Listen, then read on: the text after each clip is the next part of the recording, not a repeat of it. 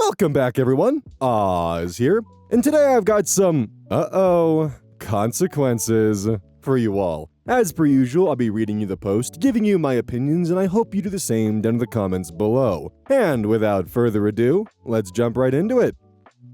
Grabbed by me, but posted to r/bestof by Direct Caterpillar 77, and their tagline is, of course, Satan is not a pogo stick. The original OP is Clister de Lister, posted to r/malicious compliance, December 13th, 2022. Following the court order. Alt account mobile, this is the first half of a decade-long tale that is currently resolving in a delightful way. Over a decade ago, I came home to find I was being moved out by my wife. We weren't in a great place, but I was blindsided. I was also served with a protection order that stated I could not come home without prior written permission. I had to go through my wife to see the kids, etc. And it was in effect for 90 days. I was devastated. A relative connected me with a bulldog of a lawyer. This lady was brilliant and no nonsense. She filed a rebuttal to the protective order, but told me these things take time and we were unlikely to see a judge before the 90 days were up. She was very clear that I must follow the order to the letter. If there was any evidence otherwise, it'd be an uphill battle if/when my wife renewed it. It only took one day before my now ex needed me to take the kids. I had crashed at a friend's house, so I had no place to take them. So we agreed I'd watch them at home. I waited a few blocks away while waiting for an email. Ex called me, and I reminded her of the details of the order and that I wouldn't come until I had permission. This happened twice more, that I waited down the street within the first week. So I told her I wouldn't leave where I was staying until I had the email. It was about 20 minutes away. I texted her to remind her. The very next day, she again didn't email. We were planning on picking up the kids to take them to school since their school was only a few minutes from my work. However, because I had not received written permission, I ran out of time to drive to pick up the kids and then make it to their school and work. She called furious that I wasn't there. I reminded her about the permission and that I was out of time. She ended up being very late to work that day. She then wanted to write me blanket permission to come and go as needed, but my lawyer advised against it. Follow the order. The culmination of this was a few weeks later when she again forgot to send permission. Her boyfriend was staying over, but didn't have his car with him. They both had to get to work, and that was the day I learned that he was her direct supervisor. Ex had to call a friend from work to pick up kids and take them to school, and the friend found out. Of course, it got out of their work. Within a week of that, the boyfriend was fired over their relationship and my ex was suspended.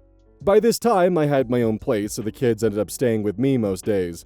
I later learned that the protection order was the boyfriend's idea.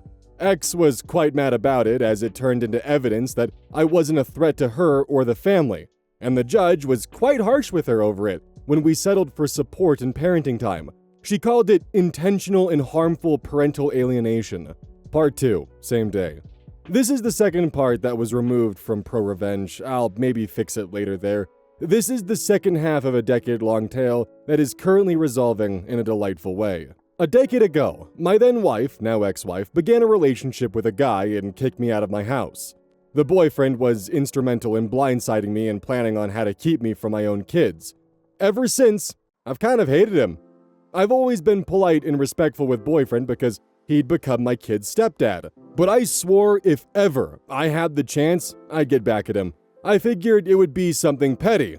But then, he gift-wrapped my revenge and I've been running with it for almost 3 weeks now. My kids are mostly grown now, some in university, some in grades 11 to 12. The uni kids live with me, while the high school still go back and forth with their mom. I'm also remarried now. My wife and I each have our own vehicles, but my wife owns and insures a minivan for when we're all going somewhere together. The kids are free to use it too, as only one has a car. We only have one set of keys, so I put an AirTag on it. It's a little transponder that tracks its location. I put it on there in case the keys were lost. About 3 weeks ago, one of my older kids took the van out for the night, but ended up staying at his mom's on the couch. Around 7 a.m. the next day, another kid asked to use the van. I pinged the AirTag, only to find out it was hours away in an industrial section of another town. I was quite concerned why my kid was out there. I called him up, and he was at his mom's where he said he'd be. He had no idea the van was missing. I called the police and gave them the location of the van. Within 20 minutes, they had stopped the van and the driver said he had permission to use it. Lo and behold, it's my ex-wife's boyfriend. The police weren't very interested in detaining him, as it would be easier for him just to drive the van back to our town and we could sort it out there.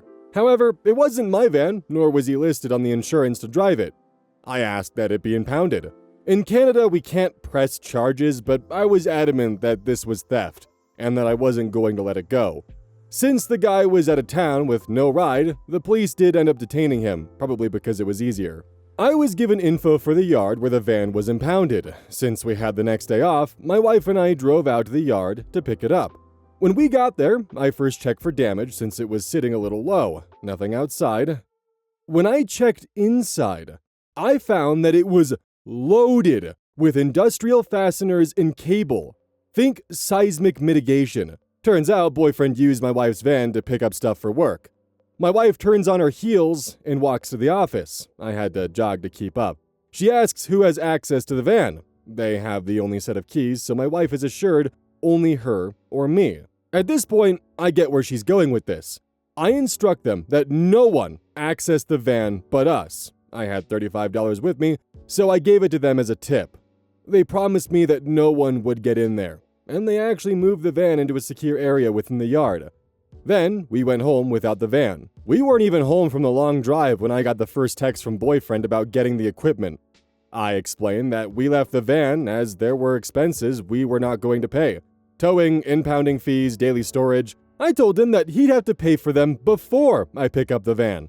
He was super mad and swore he'll pay me back. I said no way. Within an hour, I got a call from his boss. They need the equipment ASAP for a time-sensitive job. I explained that it was impounded and that I won't have time to get it until next week now, and it has to be paid in advance. Boss swears up and down at me. I calmly explained that I didn't steal a vehicle to transport his stuff.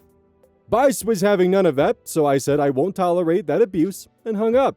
Then I blocked him and his company on every platform I'm reachable on. And that was 3 weeks ago. Since then, I've been able to make excuses every single time boyfriend tries to arrange picking up the van. Often because the kids don't have the van, so I have to drive them.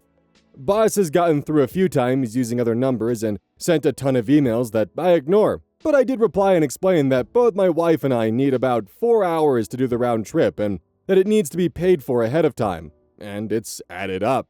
$25 a day for secure storage plus towing and impound fees, etc.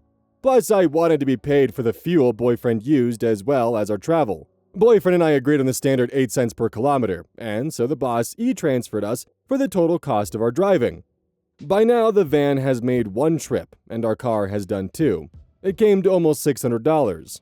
So, on Friday, it finally happened. My wife and I drove out and picked up the van. It was prepaid and ready to be released. I dropped off a dozen beer at the office when I picked up the keys and went to grab the van. However, I wasn't going to transport boss and boyfriend stuff, so I arranged for it to be held at the yard at the same rate as the vehicle, unloaded it, and left right before it closed for the weekend. I got a call from boyfriend asking when he can come by with a work truck to get the stuff. I told him it's still at the impound lot almost 2 hours away, and the office opens Monday at 9. There was only silence on the other end. So, I hung up after about 10 seconds. Through this, I've been getting vague updates from my ex, who I've got a good relationship with now. She was livid with boyfriend and was clear with me that any and all consequences were squarely on him. He's kept his job but is missing the next pay increase and is not getting his year-end bonus. Ex said they're way too short-staffed to let him go, but he's in the doghouse at home and at work.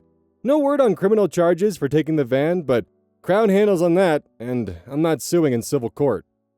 So, I know this one isn't, direct consequences for the actions. This is kind of an indirect revenge consequence for the actions. But I still felt it fit, and I still felt it was a fun story to include, so it goes. Boyfriend decides to manipulate the wife to getting a restraining order against the husband so he's unable to actually see his kids, be in the house, or do anything. And it was pretty much just an attempt at parental alienation to push him away. And in the process, just became a massive inconvenience for everyone involved. And also, in the process of him doing that, actually he did get a direct consequence of his relationship at work being outed and had to find a new job. And what was that new job?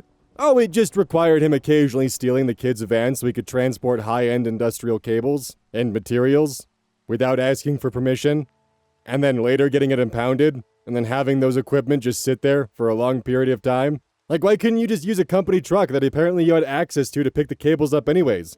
Instead, you used the kid's van. And you got it fucking impounded. And you had to pay the impound fee twice. And your own partner isn't sticking up for you because you fucked up. Is what OP did incredibly petty? Oh yeah, 100% so. Was it deserved and justified? Oh yeah, 100% so. Did he eventually manage to deliver consequences to the boyfriend after a long time and give him a bit of a shakedown? Oh yeah, 100% so. Would you guys consider indirect consequences like this to be in the running for UhOhConsequences, or do you guys prefer it when it's the direct consequences of their actions? Because if y'all prefer the direct ones, I'll avoid posts like these in the future, at least just for UhOhConsequences. But I just thought I would ask. I suppose this one does technically have the direct consequence of him getting fired from his job for getting caught having the affair, but it's not the main focus of the story. And I suppose there's also consequences because he pushed for the restraining order and it actively caused the wife and him to be constantly inconvenienced because OP was just following the court order directly and to the T, the very thing that they asked for, that they then kept trying to get him to break. Like, you guys literally wanted that. And these are the consequences of you wanting this, especially under false pretenses as an attempt of parental alienation. Also, you'd think after the first time and after the carte blanche attempt at just having blanket permission, which, if that's the case, then what the fuck is the point of the restraining order, lady? You'd think that after, it kind of became a problem the first time around, she'd be like, that was a bad snap. She'd be like, that was a bad snap. What the hell is going on? She'd be like, why are my snaps so dull right now? She'd be like, that was a little better. I don't know what's going on. Maybe the microphone's just not picking up properly. But anyways, point being, if that was the case the first time around where she had to send that email, you'd think she would just be immediately on it to make sure that email is sent so that way it wouldn't inconvenience her further. That just really leaves me to believe that she didn't take her own restraining order seriously or didn't realize the terms of it were ironclad and not something to be fucked around with. I mean, after all, it wasn't even her idea in the first place. Gathered by me. Posted r/best of. This post was collected by Too Hot Too Heavy. The original OP is Petty Revenge. Posted March 6th, 2015. To my boss. I can see this eating you alive. My boss, we'll call him Steve, is one of those guys who's always attached to his email. Whether he's at his desk or answering them from his phone, he will stop the conversation immediately and read the email. No warning. The sound will go off, he'll stop mid-sentence, and reply to every email. This annoys me. A lot. While going over a very important project well into the $40 to $50 million range and long term, I'm briefing him on talking points and covering the PowerPoint on the projector. A few slides in, and gets an email. Immediately, Steve pulls out his phone and begins reading and replying. I've dealt with this for years, and this is where the revenge begins. I'm on slide 6, and while he's buried in his phone, I progress the slide to 13 and patiently wait for him to end. He looks up, oblivious to my trickery. Mind you, he has to present this within a few hours to top-tier business management, and this is a project that we've been working on for months.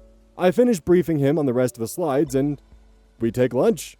And eventually, the guests arrive for their briefing. Steve's taking charge of the meeting, and I retreat to my office, where I can still clearly watch the presentation, but don't have to participate. Steve's hobnobbing, talking our guests up, laughing and joking. As he's talking to one particular VP, he gets an email, and in normal shitlord fashion, he stops mid-conversation and reads it. The VP did not like this, not one bit. He interrupts Steve's email reply with a hand wave and, let's continue. This is where I get my second idea for revenge. Eventually, Steve gets to the PowerPoint presentation, yammering on like he's the one who spent all the time on the fancy fly-ins, formatting, research, etc. Until he gets to slide 7. I can see him pause, break his jovial manner, and begins reading word for word what's on the slide. He's no longer chipper and poised, he's floundering. Little does Steve know that I'm about to launch an email war on his psyche that he is ill prepared for. See, since I've been in my office, I've been collecting all the emails that came in that needed replies, drafting the replies, and have them sitting on my desktop. I've CC'd Steve to every one of them, because I'm just that good of an employee. As he skips to the next slide, I send the first email. I hear his phone jingle. He pauses and instinctively reaches for his phone, throwing him off his presentation. He looks around, and then continues. A minute later, I send the next email.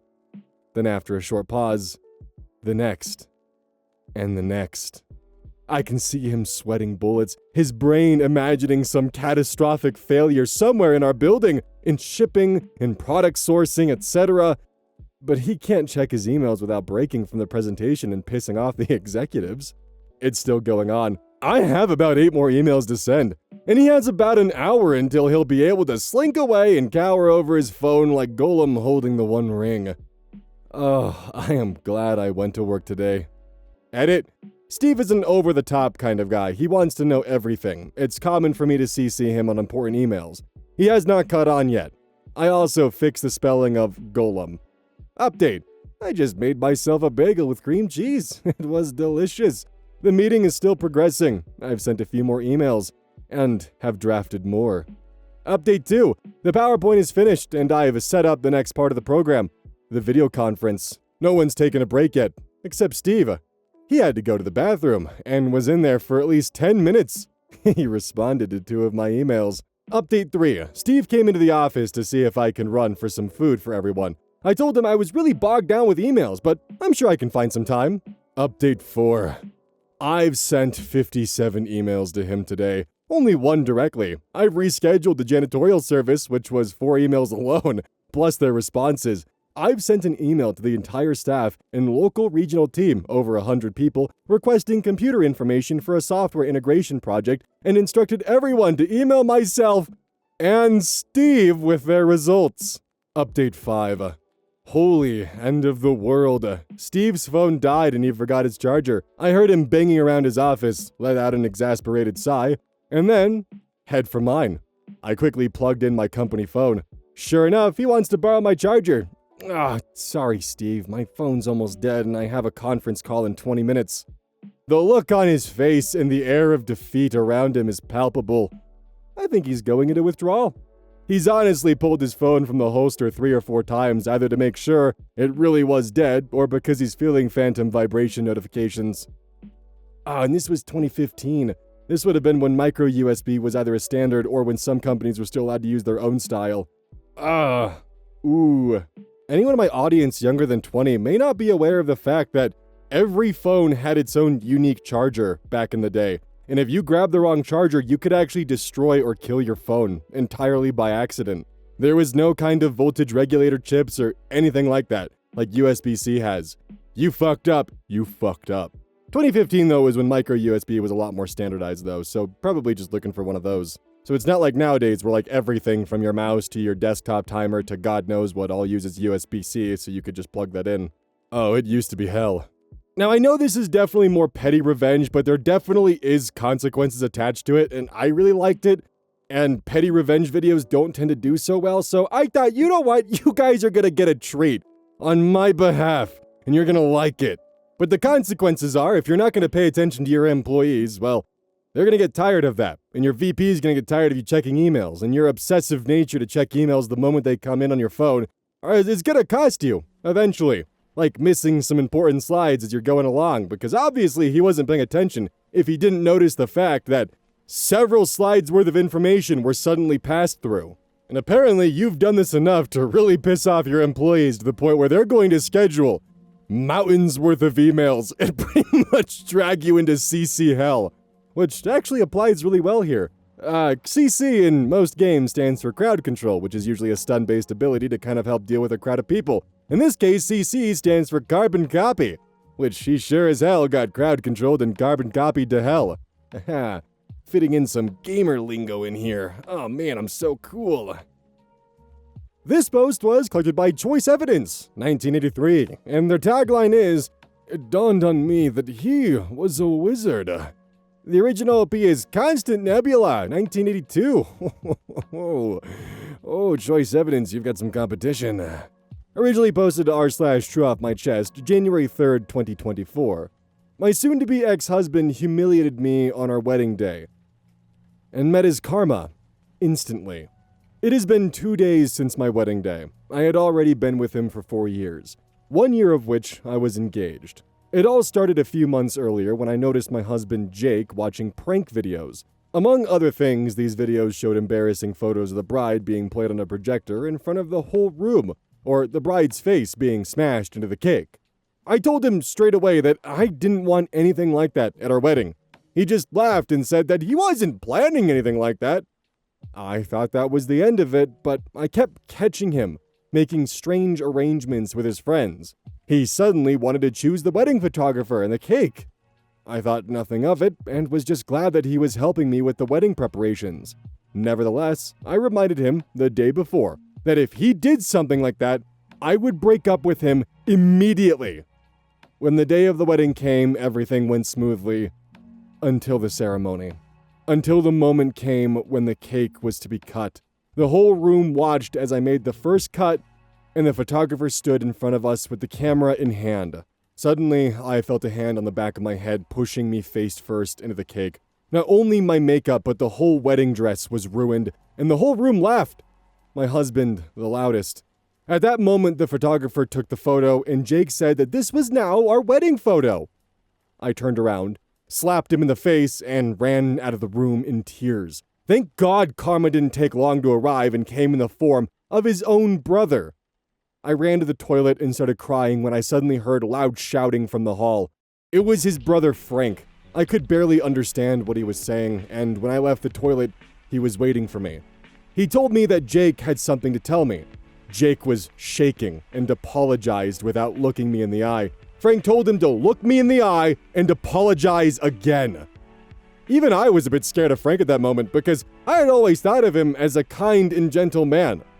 I had never seen him angry before. Jake apologized again, and then Frank led us back into the hall, which was suddenly very quiet, and most of our families looked down at the floor, a little embarrassed. The festivities were cut short, and I was taken home by Frank because I was too angry with my husband and I didn't want to see him. During the ride, Frank apologized for blowing up like that. He explained that my husband was horrible even back when he was a brother and used every special occasion to humiliate Frank. When it was Frank's birthday, my husband would throw his cake at him and break his presents. But back then, their parents always brushed it all off by saying, "That's just how brothers behave." So he had to endure every humiliation. But when he saw my husband bury my face in the cake, he was fed up because he realized that my husband was just a bad person who got his satisfaction from humiliating others. I asked Frank if he thought it would be an exaggeration if I separated from my husband, and he said no, because according to him, I deserved better, and he didn't care how his brother felt about it because he had brought it on himself. Then he told me that if I needed help collecting my things, he would help me, and gave me his number. And I decided to separate from him and file for divorce and inform Jake and my family about it. Jake just told me not to do that because it was just a harmless prank. I was spammed by both his family and mine that it would be ridiculous to end our marriage over this, but I see it differently. If he does something like this to me, despite multiple requests not to do it, even after promising he wouldn't do it, then I can't trust him, no matter what he promises me. I have to assume that the opposite can and will happen, and that he doesn't care at all how I feel about his decisions. This situation can be projected onto so many much worse situations where it would be important for me to be able to trust him.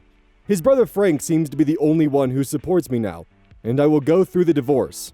Call me humorless, call me what you want, but I have given my reasons. Relevant comments, 10 trees, or in binary, 42 trees.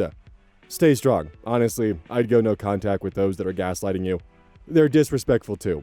Hugs. Opie responds, "It's hard going no contact with most of my family members, but I thought about keeping Frank around as a friend, even if he's the brother of my ex." Update. January 8th, 2024, 5 days later. Many of you asked for an update, so here it is. Read the original post if you haven't already done that. Many of you pointed out that I could get an annulment. Don't ask me why I didn't think of this earlier, but after you guys pointed out, I planned on doing that. Haven't done it yet, but it'll happen the next few weeks. It will probably be much easier than a divorce. With that being said, what happened now? so a day after I wrote the original post, I went to Jake's apartment to get my stuff. I slept over at my best friend's house in the meanwhile. Of course, I also took up Frank's offer to help me getting my stuff. When we arrived there, he pleaded with me that it was just a prank and he didn't mean to hurt me. But the only thing I could think about is how he broke my trust before and how I couldn't trust him now if he told me he didn't mean to hurt me. When he saw Frank, his face turned red and he yelled at Frank and accused him of poisoning me against him. Don't worry, Jake. You did this yourself. He argued with Frank for a while and Frank confronted him with everything he did to him during his childhood. He told Frank to grow a pair and that he should forget about what happened back then. Ironic when he's the one who never changed and is just as bad as before. He constantly tried to talk to me, but Frank stood in his way and talked over him, and when we left, I saw how he angrily smashed the door. Apparently, he now spreaded lies to his family that Frank tried to steal me from him. Luckily, I was able to see who he really was before it was too late. What a coincidence that after this incident, my family spammed me with messages as well about how we should talk to a therapist instead of breaking up over this. They only stopped when I threatened to cut them off too.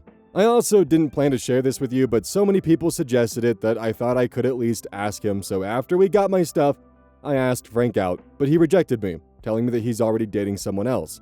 I just wanted to tell you this so you can stop asking. But honestly, I'm also kinda glad this was his answer because it means he didn't just help me because there was a malicious intent behind it, but more because he's simply a good person. Regardless, I told him about my post here, and Frank told me he read many of your comments. He said he liked your comments and that you made his day. I thought you might want to know this. This is probably the first and last update of this. I just want to get this behind me and look forward. But thank y'all for your support. And if you want to call my story fake because I asked Frank out, feel free. I just acted on what many of you asked me to do, and I thought to myself that asking him once doesn't hurt anyone, and maybe lead to a much healthier relationship if he said yes. I'm not in the best state of mind, and will now leave this account be, so don't be surprised if I don't respond anymore. My story will stay here, and hopefully raise awareness for many people who are in similar situations with toxic partners, no matter if they're male or female. I wish you all the best. Crazy concept! If your partner tells you, don't do something or I will break up with you, and you do that thing, and they break up with you, the only person who is responsible for that breakup is you, because you did the exact thing they said they would break up with you over. It's not your brother who then stands in the way and says, hey, what you did was fucked up. He's not poisoning her against you. You did the exact thing that you were told would lead to a breakup, and now you're shocked that it led to a breakup. I do wonder if it ever crossed the parents' mind at all when they saw their son shove his bride's face into the cake, that all the shit that he did to Frank when they were younger wasn't just brothers being brothers, it was him being a bastard. It wasn't something cute, it wasn't something funny, it was a direct result of their lack of parenting as they let it continue. And that result led to this. Him getting stood up on his wedding night because of his actions. I wonder if that thought ever crossed their mind, or if they just were incapable of putting one and one together. Because newsflash, that's not really that tricky of an equation. You allow this shitty behavior to continue, and it continues throughout his life? Damn, fucking crazy. At least Frank had the satisfaction of embarrassing his brother in front of literally everyone. As a final note to OP, if they somehow ever stumble upon this, what I will say is that while many people might remember this as being you being dramatic or walking away for no reason, in the back of their mind, the thing they will remember is him being embarrassed. Because if they ever tell the story of the bride who walked away for no reason, well, the question's gonna be asked, there had to have been something. I mean, it was during their wedding, what happened? Oh, he smashed her face in the cake. Oh. Well, if she walked out, there had to have been a reason beyond just that. Like, did she tell him not to? Questions will be asked, and eventually it will erode to be an embarrassment not on you, but on Jake. Jake throwing away his marriage, his future, because he wanted to make his own prank video or get some nice fun photos. The cherry on top of that being him saying in a moment where OP was vulnerable, face covered in cake after telling him not to do that, being then told the moment that she expressly did not want would now be their official wedding photo, the one to be remembered. In the end, if you somehow stumble upon this, Jake, fuck you. Snaggled by me! Originally posted to r/bestof by Solaris Gaudium, and their tagline is, "There is only Agtha." The original OP is Fred King 1313, posted to r/ProRevenge, June 8th, 2019. The best of is titled, "A scum of a rich man hires my PI unit to spy on his wife. And after we did the work, he refused to pay us. So I got some revenge." To be clear, my original post was written in Spanish via Google Translate. I copy and pasted the end result. This is a bit long because I have to give context to everything, so please bear with me for the explanation. A few things. First, I am a security officer with a private investigator certification, which allows me to take PI, private investigator, cases, as long as it doesn't interfere with local police investigations. And any crimes that I witness must be reported to the police ASAP so they can make an arrest. PI cases come from a few sources. We're sometimes contracted by local police to do what's referred to as spotter work, where we're brought on active wide area investigations to do recon work and look, but not interact, with anything that might be involved with the case. Basically, we're just an extra pair of eyes, or the local police will mix us in a surveillance operation, and we would follow low-profile individuals and report their day-to-day activities. These are completely confidential. Then there's client contracts. This is where corporate clients contract our company's personnel investigations unit to investigate their employees' day-to-day activities while on the job to see if there is some hint that an employee is committing a crime, and report if there is reasonable proof that an employee is breaking the law on company time. The job is to gather evidence to prove guilt or innocence. These aren't confidential, but we usually sign a non-disclosure agreement. Finally, there's personal contracts. When a person wants to hire a personal investigator to do a job, it's usually something along the lines of a husband or a wife suspects the spouse is cheating on them and wants some kind of proof, or someone is looking for a relative or lost family and is trying to reconnect with them. There's no disclosure agreement, and it's up to the client to draw up a disclosure agreement. Most don't, but we keep quiet as professional courtesy. Okay, now that the job description is done, let me tell you what happened. About 3 years ago, I had been hired to do a personal contract. The client, a rich, sleazy snob, was apparently stupidly rich. He hired my unit, and when I say my unit, I mean the unit I work with, a 5-man team. He believed his wife was cheating on him with other people, and he wanted proof of this so he could start his divorce process with solid evidence. He contracted us in a 6-month contract, and was to pay the company $XXX upon completion. So, we set up surveillance cameras all over his large house and in the woman's car, with the client's permission. We had at least one of the team tailing her at all times. Good times. Day in and out, we watched their lives, and in this line of work, you either get detached or emotionally invested, like watching a soap opera. As we watched them, we quickly saw this lady was a freaking saint. She volunteered at a soup kitchen and a children's hospital. She helped with local churches' canned food drives. Those kind of things. She was the perfect definition of what a good human should be. On the other hand, the husband was a total bastard. He was the one we caught many times bringing women to his house. Sometimes he would bring 2 or 3 girls in one day. And not only what was recorded in the house.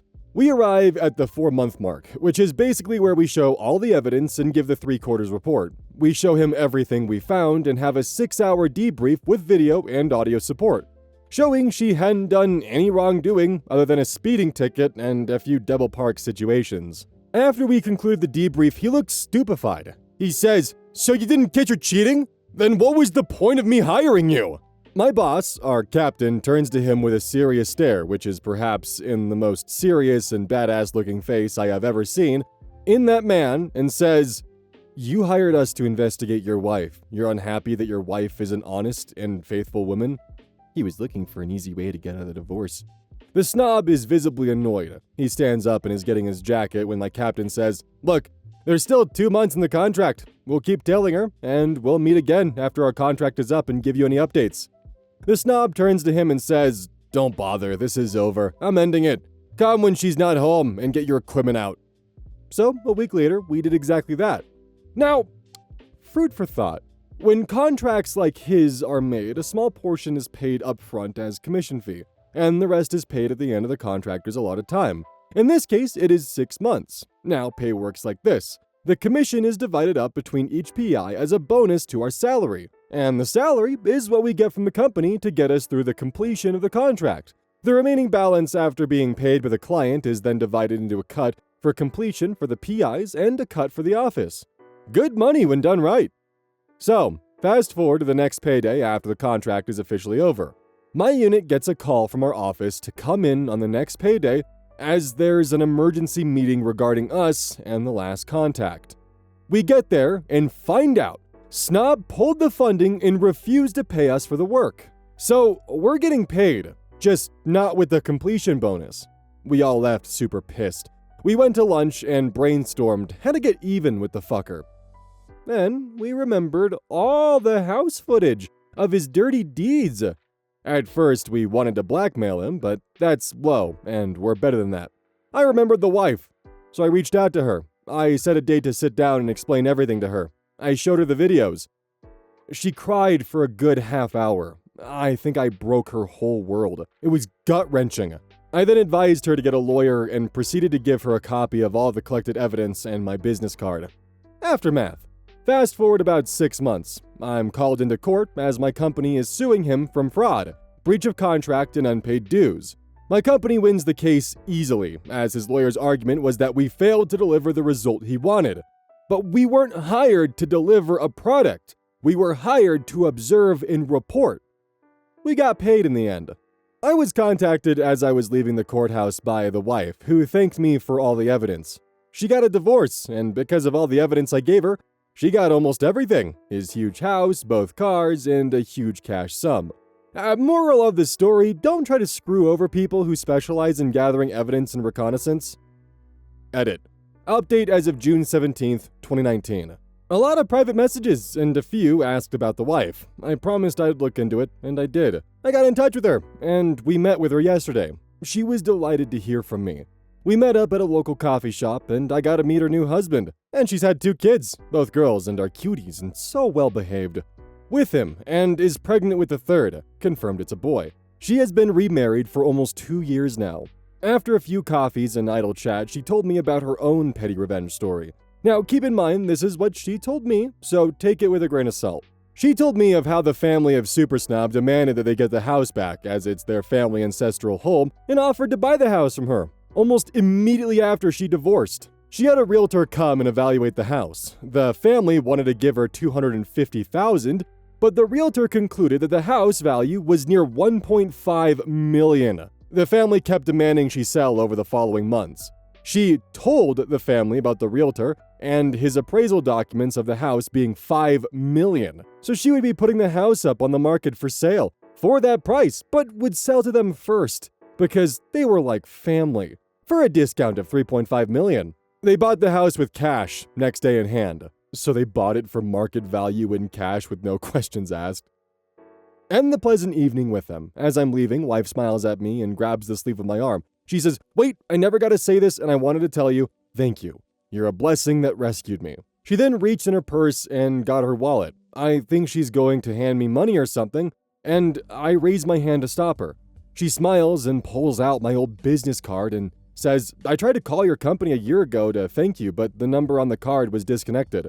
I wanted to know if you could update your contact information for me." I ask her why, and she continues smiling. "Because you're the kind of person I like. You were looking out for me when I needed it, and I want to keep you in my back pocket just in case."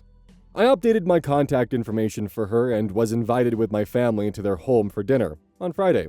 The icing on the cake of yesterday is this morning, amazingly, I just got a call from my boss. Very excited. Told me, "We specifically have a new client for you who's just offered you a 5-year employment contract.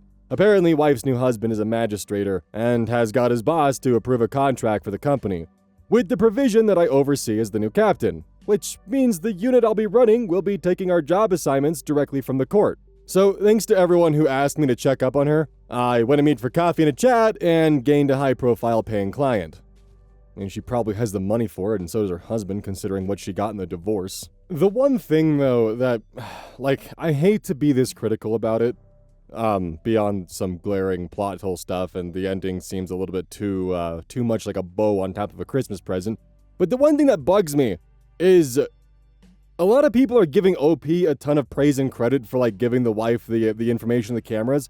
Would he have done that if he hadn't paid up? Like if the rich snob had just paid him the money, I feel like he would have just walked away and called it good and this whole thing wouldn't have happened. Like he only handed over the evidence because he wasn't paid. And does the wife know that he only handed over the evidence because he wasn't paid? Like, seriously, he only did the right thing because it was convenient for him. Like, I'm happy that that guy got what was coming towards him and his wife was able to get out of the situation, but I just... Maybe I'm being too cynical here, but by his own admission, he only handed over the footage because he was stiffed. And that's the kind of guy she wants in her back pocket? Okay.